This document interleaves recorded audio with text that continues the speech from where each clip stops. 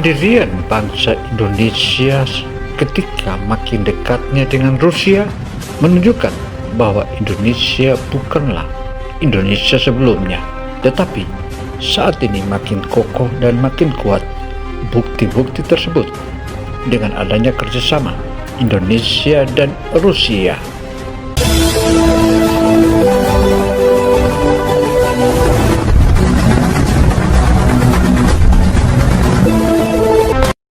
Kemandirian Indonesia saat ini sudah diambang mata, terbukti dengan kerjasamanya Indonesia bersama Rusia untuk membangun sejumlah alutsista terutama di bidang kelautan, kapal-kapal selam, kapal induk, bahkan kapal yang tidak pernah dibuat oleh negara lain kini mulai dibentuk dan dilakukan kerjasama di PT PAL Indonesia Surabaya.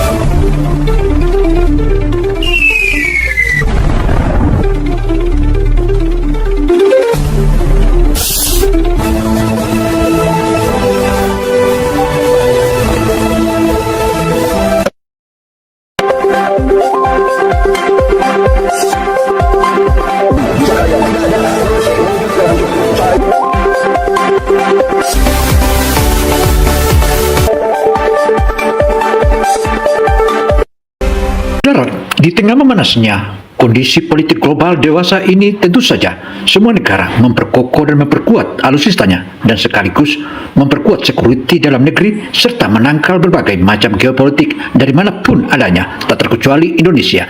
Indonesia dan Rusia baru saja melakukan penandatanganan bersama untuk membangun sejumlah alutsista-alutsista yang memiliki kelas dunia. Langkah besar tengah terjadi di Surabaya. Sebuah kunjungan yang mungkin bagi sebagian orang tampak biasa, tapi bagi mereka yang memahami dinamika pertahanan dan industri maritim Indonesia, ini bukan kunjungan biasa. Delegasi Dewan Maritim Federasi Rusia datang langsung ke PT PAL Indonesia, bukan sekadar pejabat diplomatik atau perwakilan dagang, melainkan penasihat Presiden Federasi Rusia sendiri. Dan disinilah semua cerita menarik ini bermula. PT PAL Indonesia, perusahaan galangan kapal terbesar di tanah air, ini menjadi pusat perhatian dalam upaya memperkuat kemandirian industri pertahanan maritim nasional.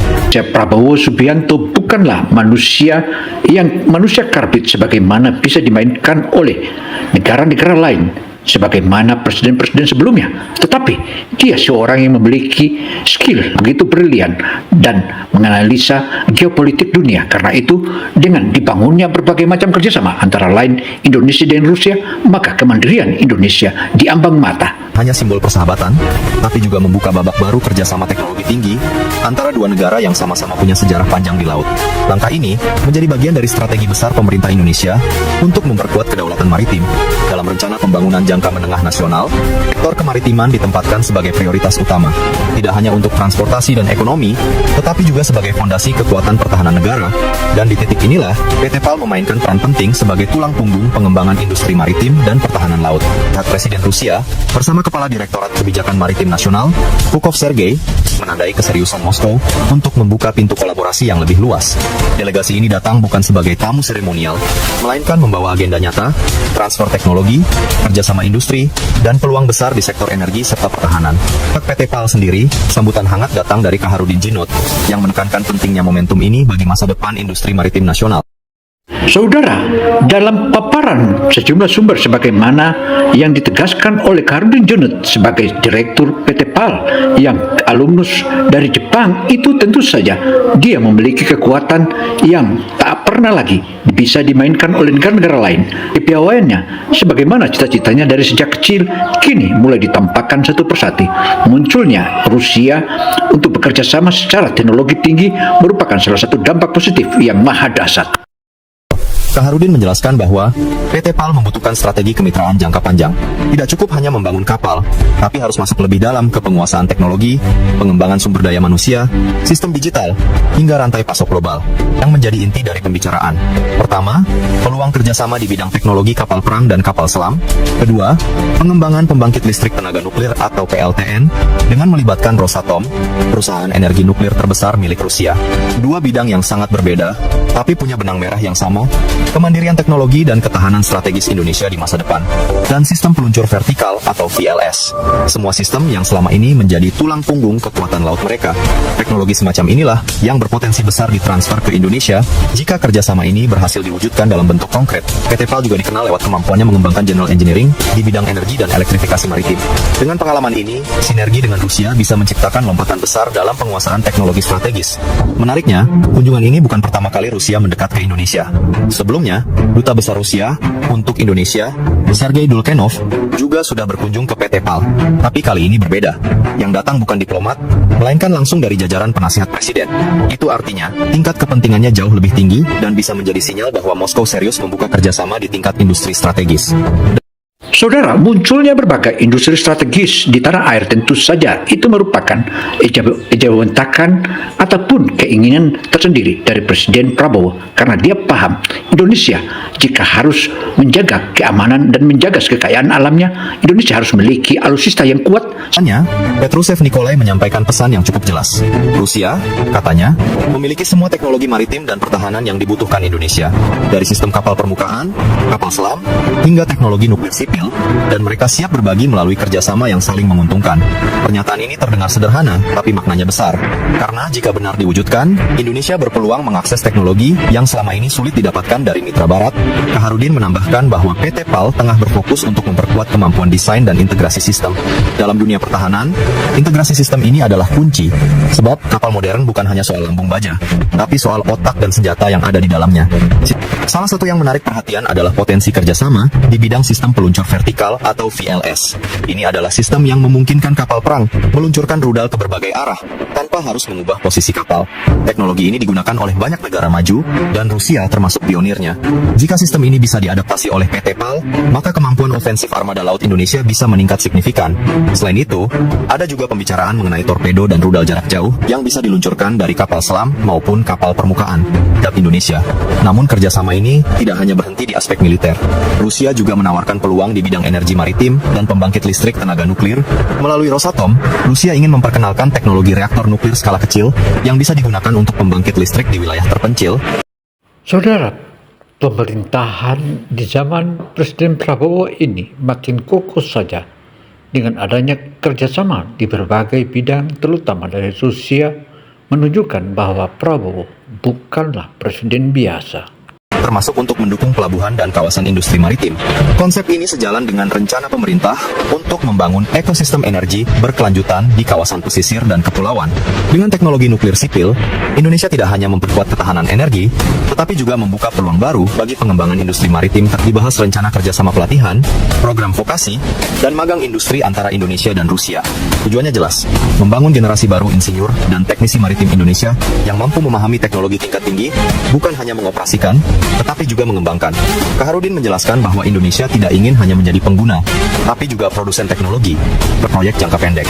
Saudara, sinyalemen ataupun sinyal yang saat ini kedekatan Indonesia dan Rusia tentu saja tak bisa lagi dipungkiri.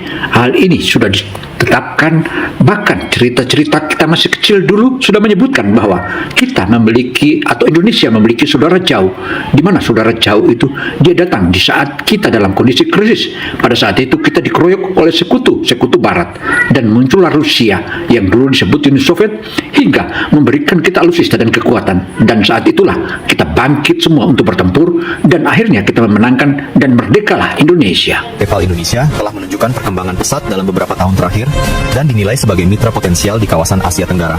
Bagi Rusia, kerjasama ini juga strategis. Di tengah dinamika global yang semakin kompleks, memperkuat hubungan dengan Indonesia berarti memperluas pengaruh di kawasan Indo-Pasifik. Dan bagi Indonesia, ini kesempatan langka untuk mempercepat kemandirian pertahanan laut tanpa terlalu bergantung pada satu blok tertentu. Jika dilihat dari perspektif ekonomi pertahanan, kolaborasi ini juga bisa membuka peluang industri turunan. Setiap proyek kapal perang, misalnya, membutuhkan rantai pasok yang luas dari baja, elektronik, sensor, hingga sistem navigasi. Artinya, kerjasama ini bisa memberi efek ganda bagi ekonomi nasional, menciptakan lapangan kerja baru, serta memperkuat industri komponen dalam negeri, Belanda, dan Prancis. Tapi pendekatan Rusia bisa membawa warna baru. Berbeda dengan negara-negara barat yang cenderung membatasi alih teknologi, Rusia justru seringkali lebih terbuka dalam skema joint development dan license production. Jika pola ini diterapkan, Indonesia bisa memperoleh pengalaman langsung dalam merakit, memodifikasi, bahkan mendesain sistem kapal tempur berbasis teknologi Rusia. Indonesia, kebanggaannya terhadap Rusia sejak dari zaman sebelum kemerdekaan, bahkan terbukti berbagai macam bangunan-bangunan yang masih meninggalan menjadi peninggalan Rusia sebagaimana stadion dan juga berbagai infrastruktur dermaga hingga sejumlah gedung-gedung dan juga sejumlah pesawat tempur dan kapal perang yang namanya dulu KRI Irian. Itu Semua ini masih berada di tahap penjajakan, tapi sinyal-sinyal yang muncul menunjukkan arah yang cukup jelas.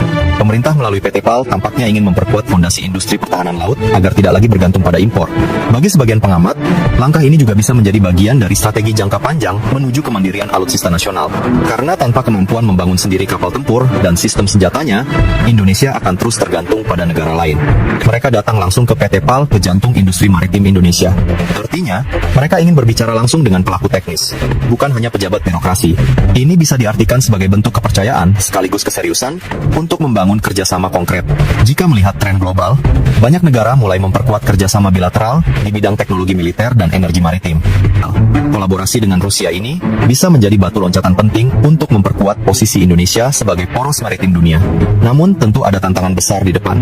Kerjasama semacam ini membutuhkan kehati-hatian, terutama dalam urusan teknologi sensitif dan regulasi internasional.